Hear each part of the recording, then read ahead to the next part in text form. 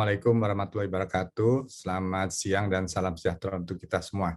Ini siang di Jakarta ya, dan pagi di Leiden. Senang sekali kita bisa bertemu dengan Dr. Farid Kurniawan langsung dari Leiden. Benar ya? Atau sudah di Jakarta, Dr. Farid? Masih di Leiden, Prof. Oke, baik. Kami ucapkan terima kasih kepada panitia yang telah memberikan kesempatan pada saya untuk mendiskusikan mengenai dinamik paratiroid, kalsium, vitamin D, dan metabolism bone disease. Ya.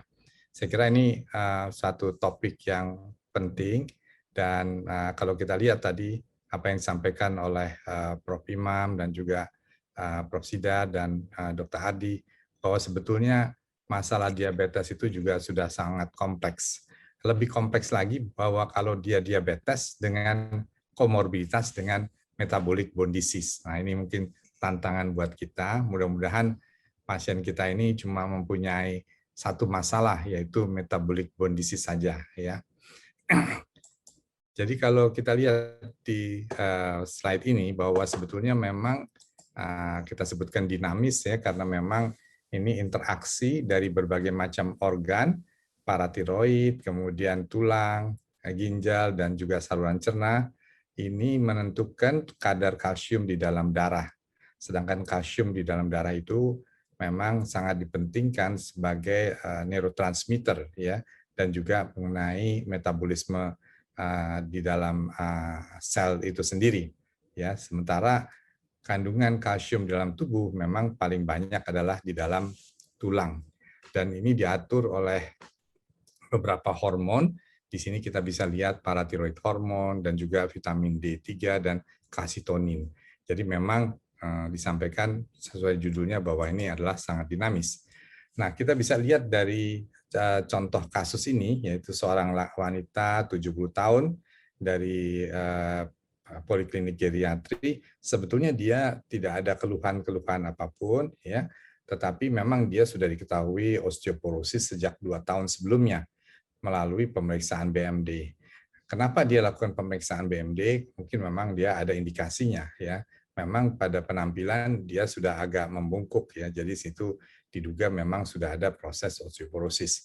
Bisa juga kalau kita ketahui bahwa ada penurunan tinggi badan, ya. Jadi memang tadinya mungkin dari 170 menjadi 166,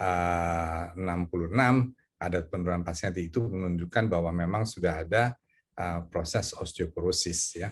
Dan memang setelah didiagnosis dia sudah mendapatkan resindronat 35 mg 1 kali seminggu, ya. Dan BMI-nya dalam hal ini memang sedikit agak gemuk, ya. Nah, kemudian pasien ini sudah diikuti sejak tahun 2020 dan diketahui bahwa kadar kalsiumnya itu kalsium ionnya memang agak sedikit tinggi, ya. Ada fluktuasi, ya, tapi memang selalu di atas normal. Dan fosfatnya diketahui normal. Saya kira ini pemeriksaan fosfat ini penting juga untuk diagnostik, ya. Kemudian dia sempat juga diperiksa paratiroid hormonnya memang tinggi, ya, 234, ya. Nah, sementara fungsi ginjal dan kadar albuminnya itu normal. Nah, kebetulan dia sudah dilakukan USG tiroid dan di situ ditemukan adanya nodul ukuran 0,6 0,5 kali 1 cm di tiroid bagian belakang bawah, ya. Dan hasil BMD-nya memang menunjukkan adanya osteoporosis, ya, yang ditandai dengan T-score-nya itu di bawah minus 2,5. Nah, jadi pasien ini didiagnosa sebagai primary hyperparathyroidism, ya, dan ini diduga oleh karena adenoma paratiroid dan juga osteoporosis, ya, sesuai dengan gambaran BMD dan adanya fraktur osteoporosis dan adanya OA genum. Nah, mungkin nanti kita akan diskusikan, ya, apa pemeriksaan-pemeriksaan yang lain yang dibutuhkan untuk pasien ini dan bagaimana terapinya. Apakah medikamentosa seperti pasien ini sudah mendapat ataukah mungkin kemudian surgery. Apa yang dimaksud dengan metabolic bone disease di sini memang adalah gangguan dari atau perubahan dari kekuatan dari tulang ya, yang disebabkan oleh karena abnormalitas dari kandungan mineral itu sendiri, yaitu kalsium, fosfat ya. Kemudian juga kadar vitamin D-nya mungkin juga yang rendah, bone mass-nya yang rendah, dan juga bone structure-nya. Jadi selain massa tulang, memang kekuatan tulang itu ditentukan dari struktur tulang itu sendiri. Ya, jadi ini memang tulang itu memang satu organ yang aktif juga, walaupun namanya tulang, tapi dia bukan sementara seperti kapur yang terdiri dari kalsium yang tidak aktif ya. Nah, jadi bentuk umum dari metabolic bone disease itu adalah memang ya osteoporosis, ini kita sudah kenal. Maaf, suaranya sudah. Oke, kemudian osteomalacia, kemudian juga primary hyperparathyroidism. Ada juga bentuk-bentuk lain, yaitu Paget disease, osteogenesis imperfecta, dan juga tumor induced osteomalacia. Mungkin kita sedikit lihat sebetulnya komposisi tulang itu seperti apa. Jadi dia itu sebetulnya ada extracellular matrix ya. Jadi 40% itu adalah dari organik ya, tipe 1 kolagen, proteoglikan, osteokalsin, growth factor, dan 60% adalah inorganik, yaitu kalsium hidroksiapatite ya, Ca, fosfat hidroksi. Dan juga selain extracellular matrix, dia terdiri dari sel-sel, yaitu osteoklas, meresorpsi tulang, osteoblast, yang membuat massa tulang, kemudian juga osteosit, dan progenitor. Nah, ini jadi menunjukkan bahwa gambar ini bahwa tulang itu bukan benda mati, ya seperti kapur, tetapi dia selalu aktif, di mana tulang itu akan diresorpsi ya oleh osteoklas, diresorpsi ya, kemudian setelah diresorpsi diperbarui, dibentuk deformasi ya, kemudian di sini dengan ada pengaruh dari anabolic agent disusun kembali, dan disinilah kemudian berperan juga kalsium, fosfat, vitamin D, melakukan mineralisasi dari jaringan tulang yang baru ya, jadi mineralisasi dari jaringan tulang yang baru yang juga mempengaruhi kekuatan dari tulang itu sendiri ya. Nah, bagaimana sebetulnya kadar kalsium itu diatur? Nah, ini memang gambar ini agak rumit, tetapi memang ini pengulangan dari gambar sebelumnya. Jadi di sini ada kelenjar paratiroid yang menghasilkan paratiroid hormon. Nah, paratiroid hormon itu kemudian berpengaruh kepada 1-alfa hidroksilase yang akan membantu perubahan hidroksi vitamin D yang tidak aktif menjadi 1,25 hidroksi vitamin D yang aktif. Dan vitamin D yang aktif ini kemudian mempunyai efek tidak saja kepada absorpsi kalsium, tetapi juga mempengaruhi efek pada tulang itu sendiri ya. Jadi adanya 1,25 hidroksi vitamin D ini akan mempercepat atau memperbanyak absorpsi dari kalsium dan fosfat, sehingga kadar kalsium itu naik ya. Dan kemudian kadar kalsium dan fosfat ini kemudian akan dilakukan mineralisasi di tulang dan memberikan kekuatan pada tulang. Nah, dia memberikan feedback negatif kepada paratiroid hormon. Jadi kalau kadar kalsium yang sudah tinggi, tentunya kadar paratiroid hormonnya akan menurun ya, sehingga produksi dari vitamin D juga akan diturunkan. Sementara vitamin D itu berasal dari makanan ya, berupa provitamin D, dan juga diproduksi dari kulit, di mana 90% kalau nggak salah dari ini diproduksi dari kulit ya, dan mengalami hidroksilasi yang pertama ya di hati ya. Nah, ini kita bisa lihat di sini. Jadi ada precursor vitamin D ya. Nah, di sini di dalam kulit dia akan menjadi previtamin D, terus ditambah dari yang berasal dari makanan ya, dari baik hewan maupun juga sayuran, tumbuh-tumbuhan, dan kemudian di sini ya kolekalsiferol, vitamin D di liver akan mengalami hidroksilasi, jadi 25 hidroksi vitamin D ya ini tetap masih dalam kondisi yang tidak aktif. Ini sebetulnya yang biasa kita periksa vitamin D di laboratorium, di mana kadar normalnya itu kecukupan itu adalah 30 ya. Kemudian di sini dia di ginjal tadi atas pengaruh dari paratiroid hormon dirubah menjadi vitamin D yang aktif, jadi bentuk aktif. Bentuk aktif ini sebetulnya kita tidak bisa ukur, jadi yang diukur adalah ya vitamin D yang tidak aktif, yang dalam bentuk semacam cadangan atau buffer. Ya. Nah kalau kita lihat di sini, apa peran dari satu alfa 25 hidroksivitamin D pada homologitas kalsium, kita bisa lihat di sini bahwa dia mempengaruhi absorpsi dari kalsium, kemudian juga mempengaruhi dari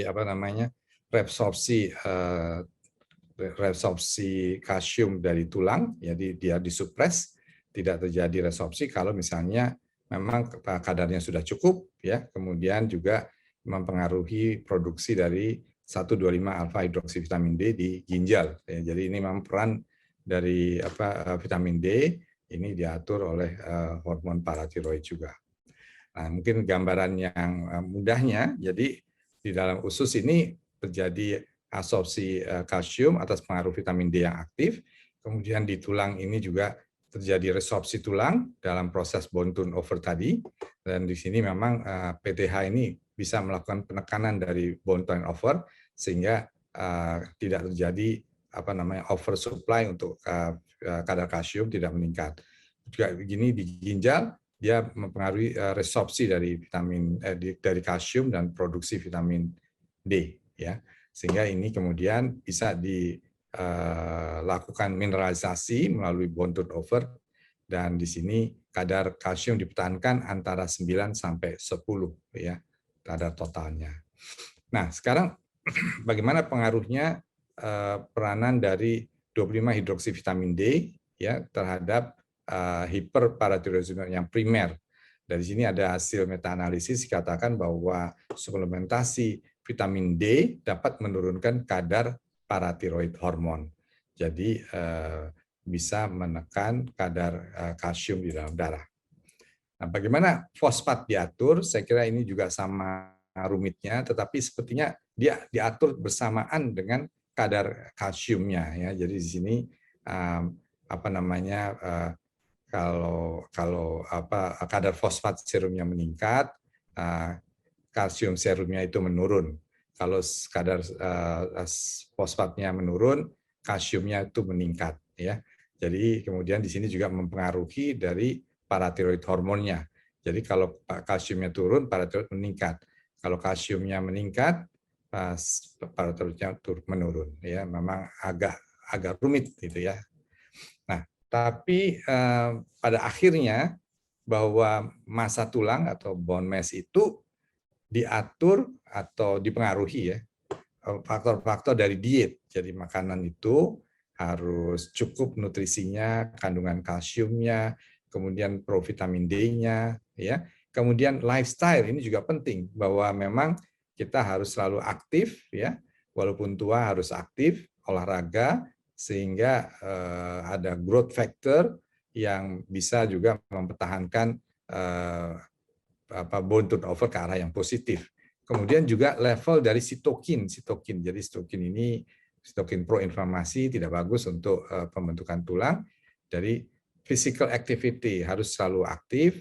Hormon-hormon khususnya terkait dengan menopause dan somatopause. Jadi baik somatopause maupun menopause, pengaruh dari hormon seks itu menurun, ini bisa menyebabkan bone over ke arah yang defisit. Dan tentunya adalah genetic factor dan local hormone. Baik, sejawat sekalian, kita beralih sedikit untuk ke paratiroid, ya, hiperparatiroidism, seperti yang diinikan pada kasus tadi. Ya. Jadi kalau kita lihat pada kasus tadi, ini sesuai dengan primary hyperparatiroidism.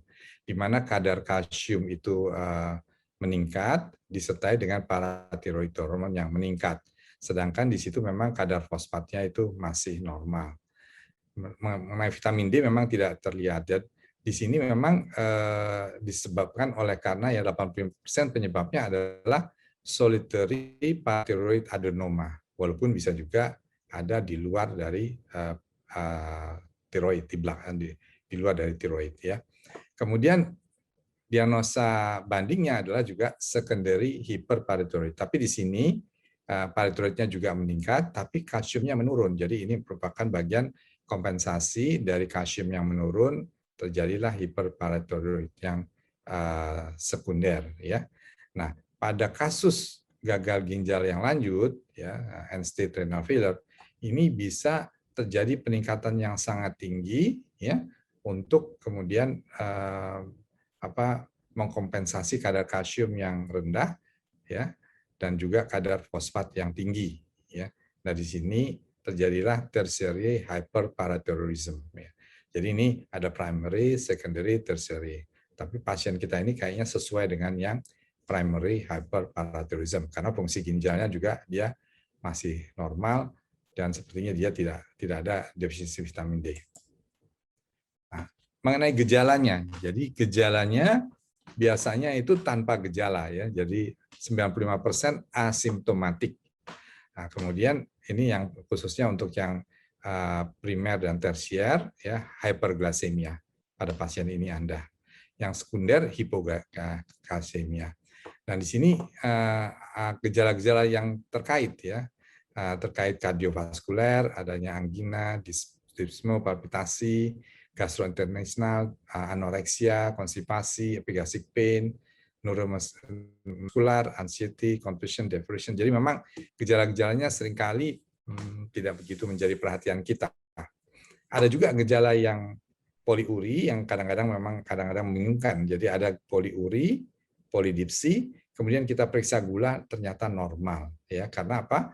Karena hiperkalsemi itu juga merupakan osmotic diuretik ya. Jadi dia menyebabkan poliuri juga. Jadi kalau gulanya normal, ada gejala poliuri, seringkali kita memeriksakan adanya kalsium dan kita dapatkan adanya hiperkalsemia gitu ya. Nah, kemudian apa tes lanjutannya untuk kondisi klinis seperti ini? Ya tentunya kita melihat apakah memang ada keterlibatan tulang karena tadi kalsium juga melibatkan tulang.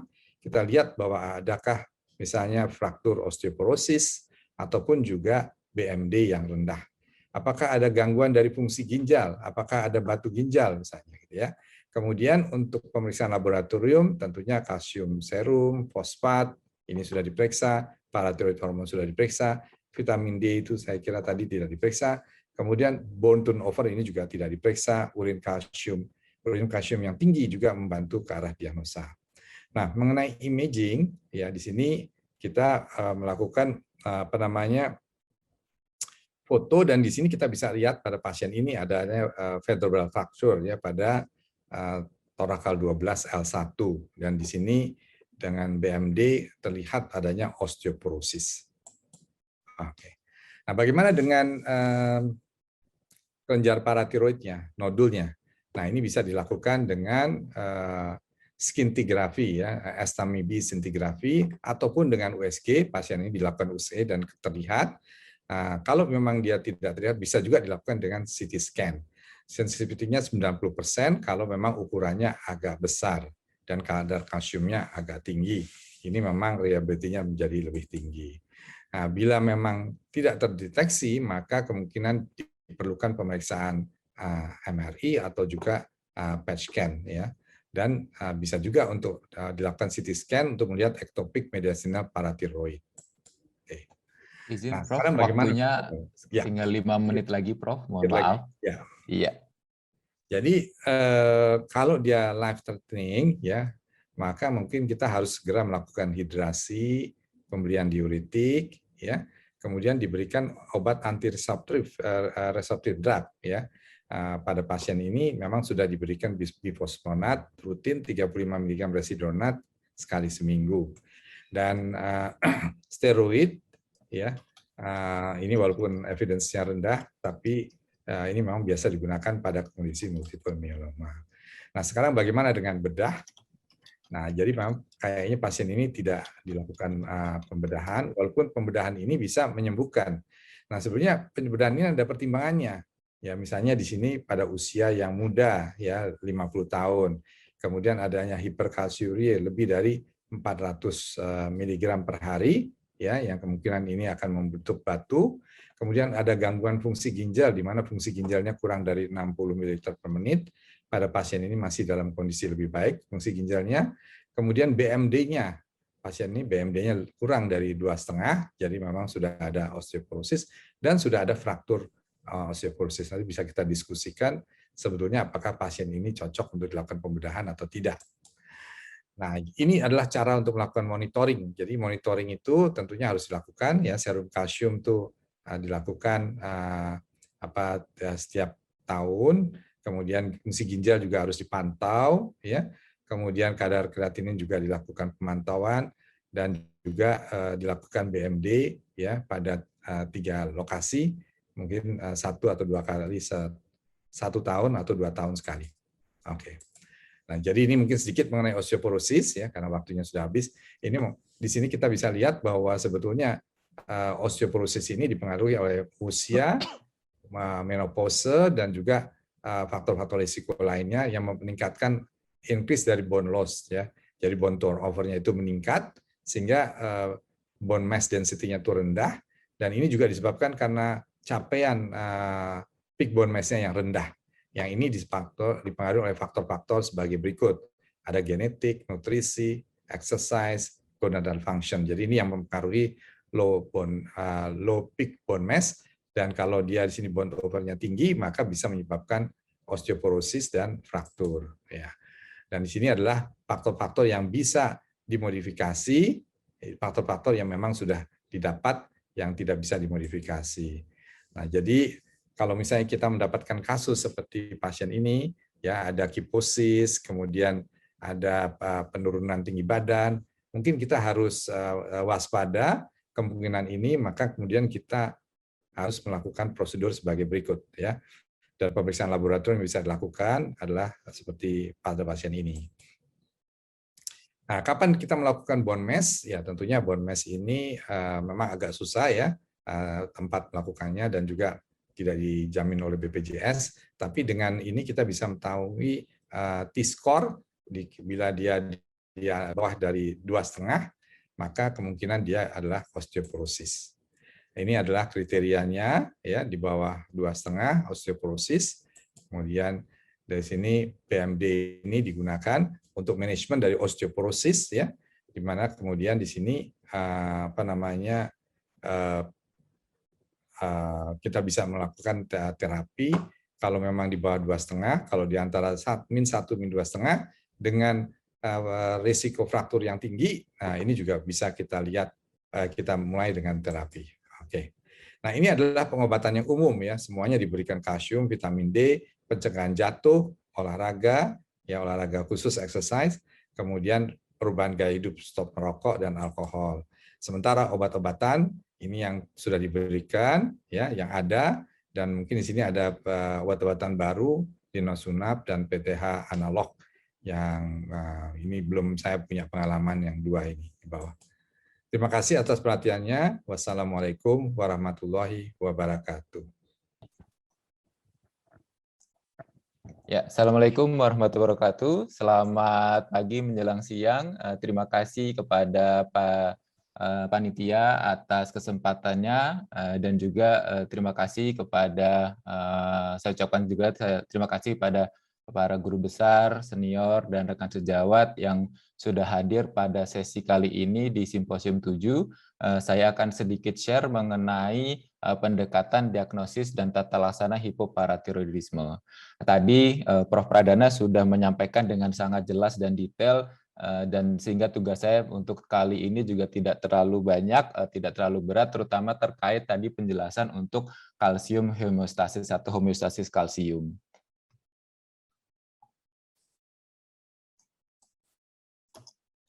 Nah, kita mulai dengan ilustrasi kasus, yaitu seorang laki-laki 60 tahun dengan riwayat kejang berulang sejak 12 tahun sebelum masuk rumah sakit. Pasien ini mengalami kejang pertama kali pada tahun 2009, di mana kejangnya itu seluruh tubuh dengan keempat ekstremitas kaku, mata mendel ke atas, dan lidah tergigit dengan durasi sekitar 3-5 menit dan pasien pada saat itu tidak sadar. Pasca kejang, pasien ini mengorok, tampak kebingungan dan kurang lebih selama 30 menit kemudian sadar kembali. Pasien dibawa berobat ke Rumah Sakit Mayapada pada saat itu dengan hasil CT scan tidak diberitahukan oleh pihak rumah sakit, tetapi pasien diberikan obat anti kejang.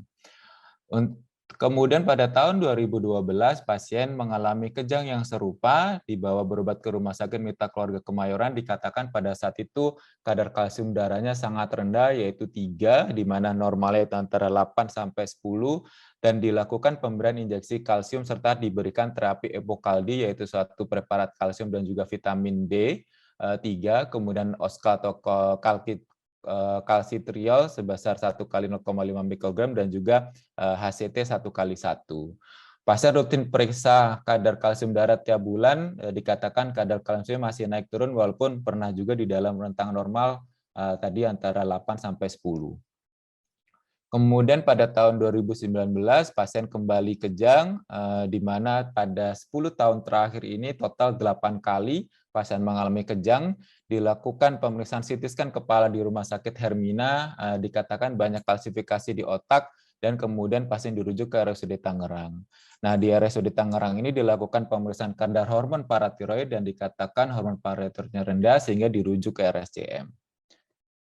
Sebagai data tambahan terkait riwayat penyakit sekarang, pada tahun 2018 pasien juga mengeluh mudah lapar, sering merasa haus, dan buang air kecil terutama malam hari. Gula darah saat itu sekitar 500 mg per desiliter, sehingga pasien didiagnosis DM tipe 2 dan mendapat terapi metformin 2 kali 500 mg. Untuk riwayat penyakit dahulu, pasien menyangkal adanya riwayat operasi tiroid atau daerah leher sebelumnya, riwayat radiasi leher juga disangkal, dan keluhan mengarah ke autoimun juga disangkal.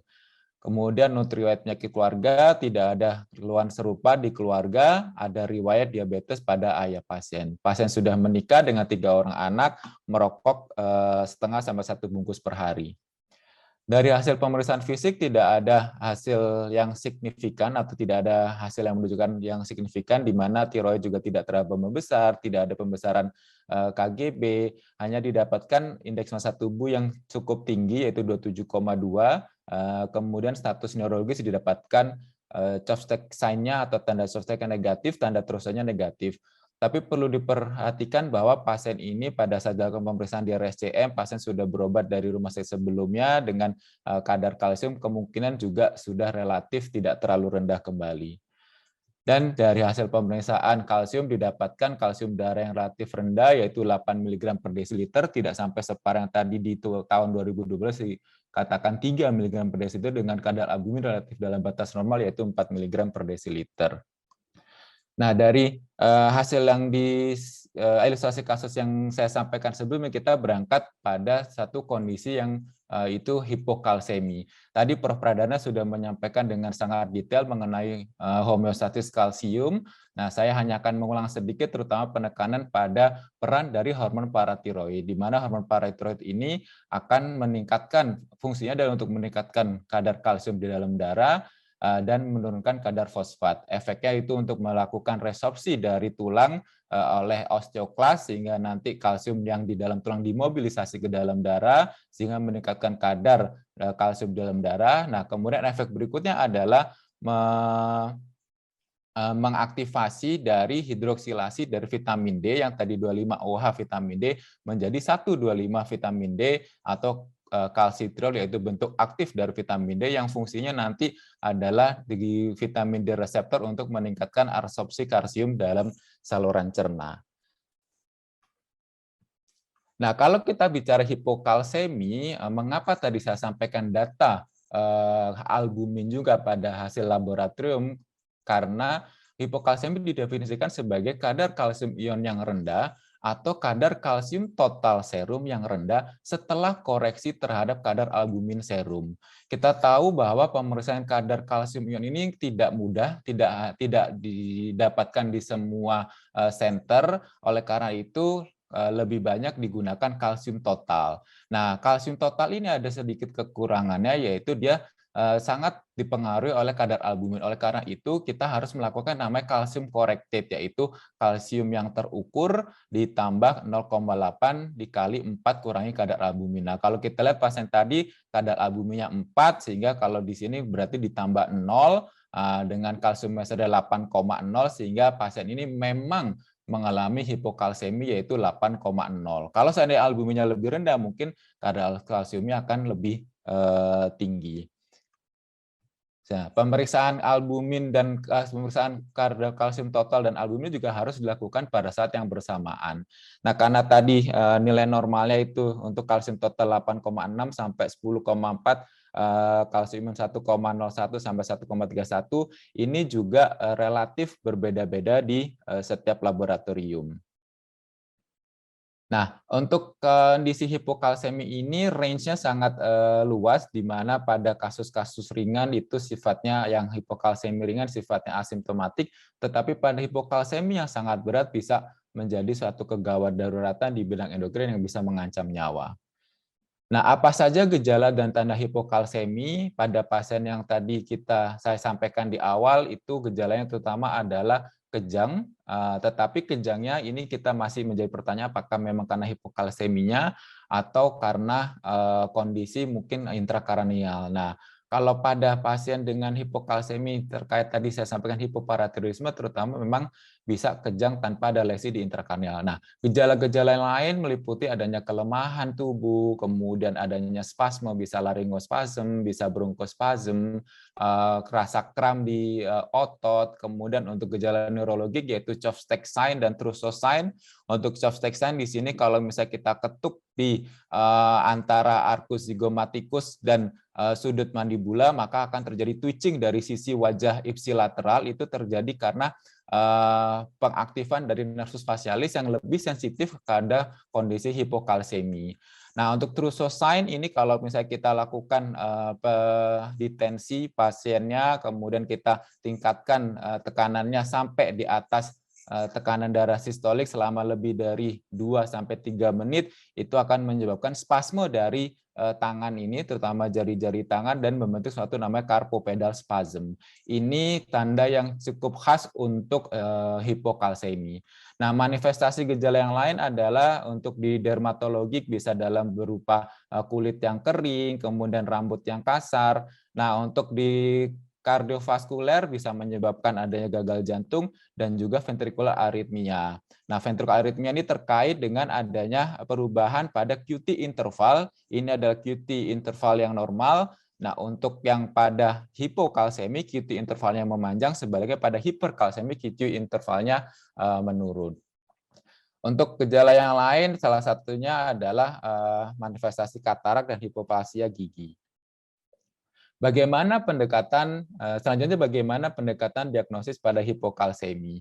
Nah, ini ada salah satu yang dipropos, kita pastikan bahwa memang pasiennya benar-benar hipokalsemi, kemudian kita confirm hipokalsemi tadi kalau misalnya kita mempunyai hanya data kalsium total, kemudian kita lakukan asesmen apakah ada resiko-resiko untuk defisiensi vitamin D dan penyebab yang lain yang lebih umum, misalnya pada pasien-pasien pasca operasi tiroid atau hipoparitiroid, atau yang tadi disampaikan oleh Prof. Pradana, yaitu kondisi chronic kidney disease atau penyakit ginjal kronik.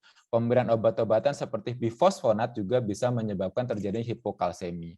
Nah, untuk pemeriksaan lab yang dianjurkan di sini adalah untuk first line-nya hormon paratiroid, kadar fosfat, magnesium, kreatinin atau EGFR, dan untuk second line-nya adalah kadar vitamin D, amilase, dan kreatin kinase.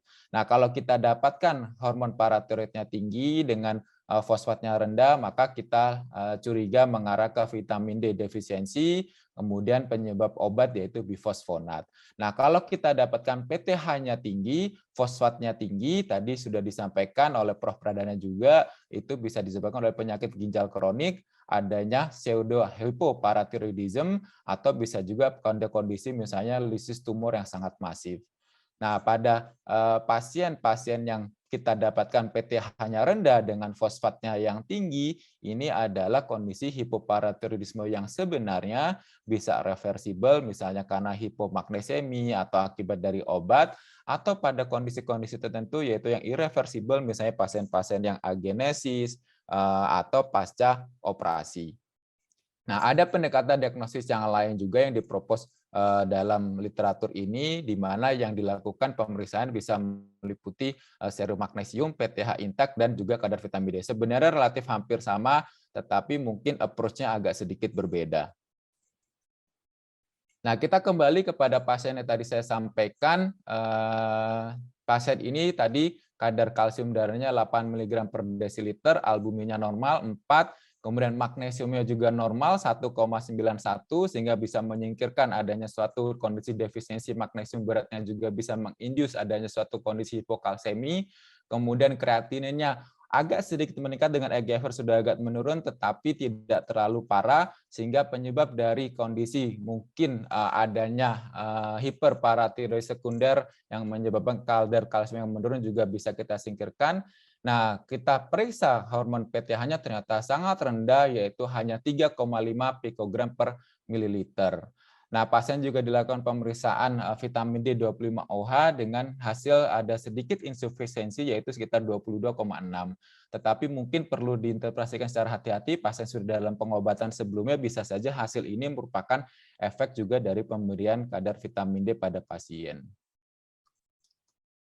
Nah, hasil lab yang lain, karena pasien tadi ada di M juga, kita bisa lihat gula darah puasa terakhirnya masih bagus, 102, gula darah 2 jam PP-nya 215, dan HbA1c 6,8, trigliserid masih agak sedikit meningkat, walaupun tidak terlalu tinggi, dengan LDL lumayan cukup tinggi, yaitu 143. Di sini bisa kita lihat kalsium ion serial juga didapatkan hasil yang relatif rendah, yaitu 0,97 terakhir di 20 Mei tahun 2020. Kadar fosfatnya juga relatif tinggi, yaitu 5,5, hormon TSH dan FT4 dalam batas normal, dan ekskresi kalsium urin 24 jam juga masih dalam batas normal. Nah, kalau kita simpulkan dari hasil pemeriksaan laboratorium pasien, yaitu suatu kadar kalsium yang rendah, kemudian fosfatnya tinggi, magnesiumnya normal, PTH-nya yang rendah, maka kita bisa simpulkan bahwa pada pasien ini penyebab dari hipokalseminya adalah hipoparathyroidisme. Nah, apakah penyebabnya? Nanti kita akan bahas pada slide saya yang berikutnya. Nah, pada pasien ini yang jelas bukan karena surgery, karena pasien tidak ada riwayat surgery sebelumnya di daerah leher maupun tiroid. Nah, apa sih itu jadi hipoparathyroidisme? Hipoparathyroidisme sendiri adalah suatu kondisi penyakit yang disebabkan rendahnya dari kadar hormon paratiroid yang pada akhirnya menyebabkan kondisi hipokalsemi, hiperfosfatemi, dan peningkatan fraksi ekskresi dari kalsium yang ada di urin. Kelenjar paratiroid itu sendiri adalah kelenjar yang menghasilkan hormon paratiroid, letaknya ada di leher kita. Dia di bagian posterior dari kelenjar tiroid, ada jumlahnya ada 4, di sebelah kanan ada 2, dan sebelah kiri juga ada 2. Prevalensi dari hipoparathyroidisme ini antara 23 sampai 37 per 100.000 orang. Apa saja penyebab atau etiologi dari hipoparathyroidisme? Nah, hipoparathyroidisme kita bisa bagi menjadi hipoparathyroidisme primer, yang penyebab memang berasal dari kelenjar paratiroid itu sendiri, dan hipoparathyroidisme sekunder penyebabnya biasanya terutama adalah akibat dari operasi, autoimun, dan lain-lain, sehingga ada penyebab lain. Nah, yang tersering penyebabnya adalah operasi dari kelenjar tiroid maupun regio leher yang menyebabkan adanya trauma atau tidak sengaja terangkatnya keempat kelenjar paratiroid pada saat operasi tiroid atau leher. Dan ini menyumbang sekitar 75% dari kasus. Etiologi yang lain adalah autoimun, ini juga penyebab yang kedua yang relatif cukup banyak. Kemudian kelainan genetik, penyakit infiltratif, misalnya hemochromatosis atau gangguan dari kanker yang menjalar ke kelenjar paratiroid. Nah, walaupun hormon kelenjar paratiroid ini relatif radioresisten, tetapi ada beberapa laporan kasus radioterapi leher atau tenggorok bisa menyebabkan kondisi hipoparatiroidisme dan juga agenesis dari kelenjar paratiroid. Nah, sedikit mengenai hipoparatiroidisme pasca operasi, sifatnya bisa transien atau permanen dengan batasan waktu 6 bulan. Dengan faktor resiko untuk yang permanen itu adalah operasi bilateral dari tiroid, kemudian kondisi autoimun tiroid sebelumnya, kemudian ada central neck dissection, low volume thyroid surgeon, dan juga adanya kondisi substernal goiter.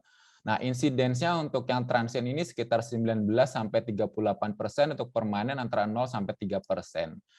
Apa yang menyebabkan terjadi hipotiroidisme pasca operasi ini? Yang pertama adalah adanya gangguan dari suplai pembuluh darah terhadap kelenjar paratiroid, kemudian ada trauma mekanik, keangkat atau memang rusak karena tidak bisa dikenali pada saat operasi, dan kalau misalnya kita operasi banyak menggunakan kauter, mungkin terjadi trauma termal atau trauma listrik.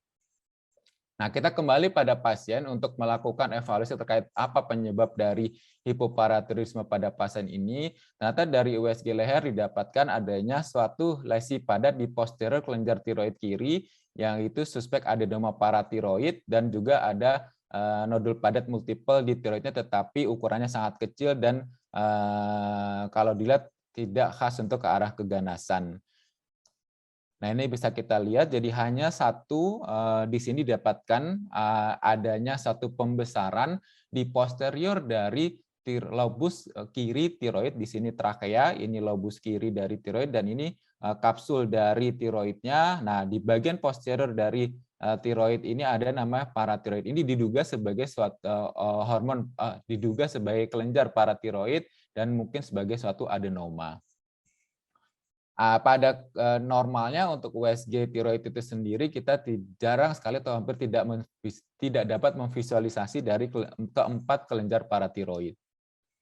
Pada pasiennya juga dilakukan CT scan kepala tanpa kontras, didapatkan adanya suatu kalsifikasi multiple di area korona radiata kanan kiri, basal ganglia kanan kiri, lobus frontalis kanan kiri, yang mengarah suatu gambaran VAR syndrome. EEG kesan dalam batas normal, USG ginjal didapatkan dari gambaran parenkim ginjal kronik. Sehingga dari hasil-hasil yang tadi saya sampaikan, maka pada pasien ini ditegakkan suatu daftar masalah, yaitu hipoparatiroidisme primer dengan hipokalsemi berulang dan multiple kalsifikasi intrakranial. Diduga kemungkinan adanya problem kelainan genetik pada pasien ini yang tidak dilanjutkan secara pemeriksaan lebih detail karena juga tidak akan mengubah terapi, dan adanya epilepsi simptomatik dengan sindroma VAR, ada DMTP2, dislipidemi, dan juga adanya nodul posterior kelenjar tiroid kiri suspek adenoma paratiroid. Nah, apa saja komplikasi jangka panjang dari hipoparatiroidisme?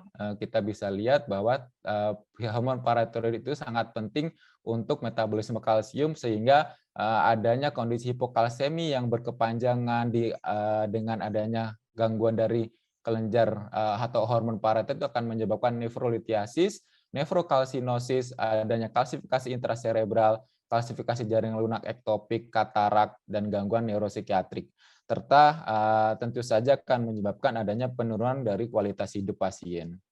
Sedikit mengenai sindroma VAR, yaitu suatu kelainan neurologis akibat deposit kalsifikasi abnormal di ganglia basal dan korteks cerebral, pertama kali dideskripsikan oleh Carl Theodor VAR ini pada tahun 1930, dan usia onsanya biasanya antara dekade keempat sampai 5, sehingga relatif sesuai pada pasien ini. Gejala yang dirasakan atau efeknya adalah bisa terjadi gangguan ekstrapiramidal atau cerebellum, bisa juga gangguan kognitif, kejang epileptik, dan juga gangguan psikiatri, walaupun sebagian besar sebenarnya relatif tidak bergejala. Ini adalah hasil CT scan pasien dengan sindroma VAR, bukan pada pasien yang tadi saya sampaikan. Di sini kita bisa lihat ini adalah ganglia basalnya, semuanya ada kalsifikasi dan juga bagian talamus. Nah, ini harus dibedakan juga antara penyakit VAR dengan sindroma VAR. Kalau penyakit VAR itu biasanya idiopatik untuk penyebab dari kalsifikasi ganglia basalnya. Nah, kalau sindroma VAR itu ada penyebabnya, yaitu secondary. Salah satu yang paling sering adalah hiperparatiroidisme tadi, hipoparatiroidisme yang saya sampaikan. Nah, penyebab yang lain adalah ada infeksi di otak, terutama pada usia yang masih relatif kecil. Sekarang saya masuk ke bagian yang terakhir dari presentasi saya, yaitu mengenai tata laksana dari hipoparatiroidisme ini. Targetnya adalah untuk mencegah timbulnya gejala dan tanda terkait dari hipokalsemi serta timbulnya komplikasi kronik dengan mempertahankan parameter-parameter di bawah ini dalam rentang tertentu. Yang pertama adalah kadar kalsium total, kita usahakan kadarnya itu dalam rentang normal tetapi normalnya normal rendah. Untuk kadar fosfatnya itu normal dan paling kalau bisa di bagian atas dari rentang nilai normal, tidak lebih tinggi dari itu. Kemudian ekskresi kalsiumnya untuk urin kurang dari 7,5 mmol per hari, dan terakhir adalah kalsium fosfat produk, yaitu kita tinggal mengalihkan antara kadar kalsium darah dengan kadar fosfat itu kurang dari 55 mg square per desiliter square. Untuk tata laksana yang pertama adalah suplementasi kalsium, karena gejala utama dari hipoparathyroidisme adalah hipokalsemi. Pada kondisi akut kita berikan kalsium glukonat bolus IV, kemudian dilanjutkan drip jika gejalanya persisten, dan ditambah dengan kalsium karbonat oral. Nah, pada kondisi kronik, kalsium yang diberikan adalah kalsium karbonat dan kalsium sitrat. Kita usahakan hindari untuk preparat kalsium fosfat karena kita mengharapkan kadar fosfatnya tidak terlalu tinggi di dalam darah. Nah, dosis kalsium karbonat yang di dalam itu mengandung sekitar 40% kalsium elemental itu bisa dibutuhkan bisa sampai 1-9 gram per hari, dan ini sebaiknya diberikan dalam dosis terbagi. Nah, terapi yang kedua adalah pemberian dari vitamin D. Vitamin D akan meningkatkan efisiensi absorpsi kalsium dari saluran cerna, dan yang diutamakan adalah bentuk aktif karena tadi sudah disampaikan hormon paratiroid itu diperlukan untuk mengaktifasi dari vitamin D yang di dalam darah. Kalau misalnya hormon paratiroid kurang, maka aktivasi dari vitamin D juga akan menurun sehingga kalsitriol itu lebih diutamakan atau analognya yaitu alfa kalsidol. Dosis kalsitriol berkisar antara 0,25 sampai 2 mikrogram per hari. Nah, kalau misalnya tidak ada, bisa dipertimbangkan pemberian juga prekursor itu dosis vitamin D3-nya antara 800 sampai 1.500, tapi bisa juga lebih besar. Nah, terapi yang berikutnya adalah jika kadar kalsium masih belum terkontrol, maka kita bisa pertimbangkan pemberian diuretik HCT atau hidroklortiazid. Kerjanya HCT ini adalah meningkatkan reabsorpsi kalsium dari tubulus distal ginjal, dan ini akan menurunkan eksersi kalsium urin, dan banyak penelitian bahwa tiazid ini dapat menurunkan dosis vitamin D yang dibutuhkan untuk mempertahankan kadar kalsium darah dalam rentang normal. Yang terakhir adalah pemberian dari rekombinan human parathyroid hormone. Jadi walaupun semua tadi yang saya sampaikan bisa memperbaiki kadar kalsium, tetapi penelitian menunjukkan dengan pemberian rekombinan human parathyroid hormone ini hasilnya akan bisa lebih bagus dan bisa membantu penurunan dosis kalsium dan vitamin D bisa sampai lebih dari 50%. Dosisnya antara 50 sampai 100 mikrogram per hari, diberikan subkutan, tetapi sayangnya di Indonesia masih belum di-approve, di Eropa dan di Amerika Serikat sudah di-approve, tapi sangat terbatas penggunanya dengan nama dagang Naptara. Tetapi dari penelitian hewan ada peningkatan resiko dari osteosarkoma pada hewan coba. Tetapi pada manusia sampai saat ini belum dilaporkan adanya osteosarkoma pasca pemberian parathyroid hormone rekombinan ini. Nah, pada pasien ini akhirnya diberikan tata laksana, yaitu CaCO3 3 kali 1000 mg per oral, kalsitriol 2 kali 0,5 mikrogram per oral, vitamin D3 2000 unit per hari, HCT 1 kali 12,5 mg, metformin 2 kali 500, simvastatin 1 kali 200 mg, dan untuk kejangnya dianggap sebagai suatu epileptif diberikan di valproat 1 kali 500 mg per oral. Nah, bagaimana monitoringnya? Dari banyak literatur dikatakan bahwa untuk monitoring kita periksa kadar kalsium, fosfat, magnesium, dan kreatin sekitar 3-6 bulan sekali. Kalsium urinnya juga dilakukan pemeriksaan per tahun. Untuk kadar vitamin D 25OH-nya disarankan per tahun juga, dan USG-nya untuk melihat adanya nefrokalsinosis atau nefrolithiasis dilakukan pemeriksaan per 5 tahun. Ini slide terakhir saya sebagai summary. Kita sebagai klinisi harus mengetahui bahwa hipokalsemi ini sangat penting untuk dideteksi, dan salah satu penyebabnya adalah hipoparathyroidisme. Terdapat beberapa penyebab yang lain dari hipoparathyroidisme selain adanya trauma dari kelenjar paratiroid akibat operasi ler atau tiroid. Tadi seperti saya sampaikan, mungkin ada kelainan genetik atau kelainan autoimun, dan hipoparatiroidisme kronik dapat menyebabkan beberapa komplikasi, salah satunya tadi kalsifikasi di otak atau sindrom Mafar. Untuk tata laksana meliputi suplementasi kalsium, optimalisasi absorpsi kalsium dari saluran cerna, dan juga reabsorpsi kalsium di ginjal.